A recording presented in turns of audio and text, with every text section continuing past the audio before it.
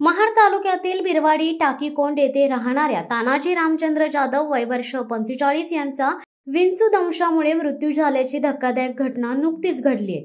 3 दिवसांपूर्वी तानाजी जाधव यांना विंचू चावला होता, मात्र त्यांनी हा प्रकार कोणालाही सांगितला नाही।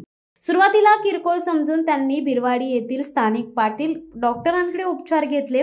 आज अचानक तब्येत बिघडल्याने व उलट्या सुरू झाल्याने त्यांना महाड ग्रामीण रुग्णालयात दाखल करण्यात आले, परंतु डॉक्टरांनी तपासून त्यांना मृत घोषित केले। या घटनेमुळे बिरवाडी परिसरात हळहळ व्यक्त होत आहे। महाड MIDC पोलीस ठाण्यात आकस्मिक मृत्यूची नोंद करण्यात आली असून सहाय्यक पोलीस निरीक्षक जीवन माने यांच्या मार्गदर्शनाखाली पोलीस हवालदार आशिष नटे अधिक तपास करीत आहेत।